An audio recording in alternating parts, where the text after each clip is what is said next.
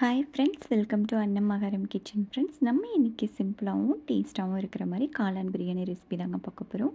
Taste ரொம்ப நல்லாயிருக்குங்க. கண்டிப்பாக ட்ரை பண்ணி பாருங்கள். சிம்பிளாகவும் இருக்கும் செய்கிறதுக்கு. இப்போ வாங்க இந்த ரெசிபியை எப்படி செய்கிறதுன்னு பார்க்கலாம். அதுக்கு முன்னாடி நம்ம நண்பர்கள் எல்லாருக்கிட்டையும் ஒரு அன்பான வேண்டுகோள். நம்ம சேனலை ஃபஸ்ட் டைம் பார்க்குற நண்பர்களாக இருந்தால் மறக்காமல் சப்ஸ்கிரைப் பண்ணிவிட்டு பாருங்கள். இப்போ இதுக்கு ஒரு மிக்ஸி ஜார் எடுத்துக்கோங்க. அதில் ஒரு பெரிய வெங்காயம் 1-2 கட் பண்ணி சேர்த்துக்கோங்க. 20 சின்ன வெங்காயம் சேர்த்துக்கலாம். 2 சேர்க்கும்போது டேஸ்ட்டு நல்லாயிருக்கும். சின்னதாக இஞ்சி 10-15 பூண்டு சேர்த்துக்கோங்க. நான் சின்னதாக இருக்கிறங்காட்டி கொஞ்சம் அதிகமாக சேர்க்குறேன். இப்போ இது எல்லாத்தையும் சேர்த்துட்டு கொஞ்சம் கோர்ஸாக அரைச்சி எடுத்துக்கோங்க. ரொம்ப நைஸாக அரைக்க வேணாம். இப்போ இது இருக்கட்டும். இப்போ குக்கர் வச்சு 3 டீஸ்பூன் அளவுக்கு எண்ணெய் சேர்த்துக்கோங்க. இது கூடவே 1 டீஸ்பூன் அளவுக்கு நெய். இப்போ இது காஞ்சதும் ஒரு பிரியாணியில் 2 துண்டு பட்டை, 3 கிராம்பு, 1 ஏலக்காய். தேவைப்பட்டால் நீங்கள் முந்திரி பருப்பு சேர்த்துக்கலாம், இல்லைன்னா ஸ்கிப் பண்ணிக்கோங்க. இப்போ இதை சேர்த்துட்டு நல்லா வறுத்து விட்டுக்கோங்க. இப்போ இது நல்லா வறுப்பட்டதும் ஒரு கைப்பிடி அளவுக்கு புதினா இலையை சேர்த்துக்கோங்க. கொஞ்சமாக கொத்தமல்லி இலையை சேர்த்துக்கலாம். உங்கள் காரத்துக்கு தகுந்த மாதிரி பச்சை மிளகாய் சேர்த்து இப்போ இதை நல்லா வதக்கி எடுத்துக்கோங்க. இப்போ நல்லா வதங்கினதும் இது கூட நம்ம அரைச்சி வச்சுருந்த விழுதை சேர்த்துக்கலாம். இப்போ இதையும் சேர்த்துட்டு நல்லா வதக்கி எடுத்துக்கோங்க. பச்சை வாசனை எதுவும் இருக்கக்கூடாது, அந்தளவுக்கு நல்லா வதக்கி எடுத்துக்கோங்க.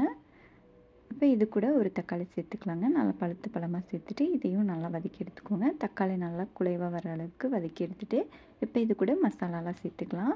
1 டீஸ்பூன் அளவுக்கு கொத்தமல்லி பொடி, 1/4 டீஸ்பூன் அளவுக்கு மஞ்சள் பொடி, உங்கள் காரத்துக்கு தகுந்த மாதிரி மிளகாய் பொடி சேர்த்துக்கோங்க.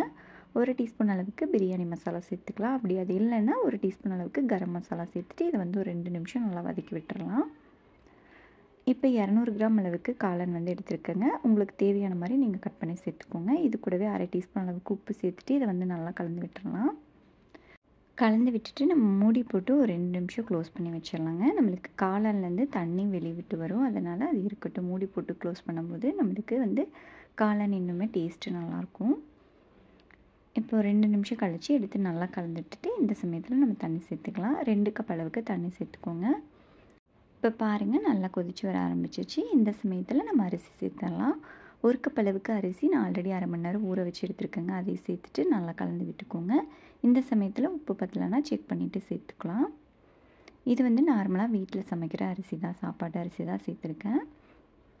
இதை எல்லாத்தையும் நல்லா கலந்து விட்டுட்டு மூடி போட்டுடலாம். இதை மீடியம் ஃப்ளேமில் வச்சு 3 விசில் விட்டு எடுத்திங்கன்னா நம்மளுக்கு கரெக்டாக இருக்கும்.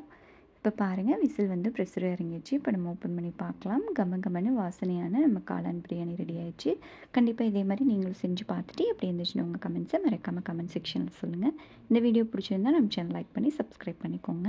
உங்கள் ஃப்ரெண்ட்ஸ் அண்ட் ஃபேமிலி மெம்பர்ஸ் கூடயும் ஷேர் பண்ணுங்கள். வீடியோ பார்த்த அனைவருக்கும் நன்றி.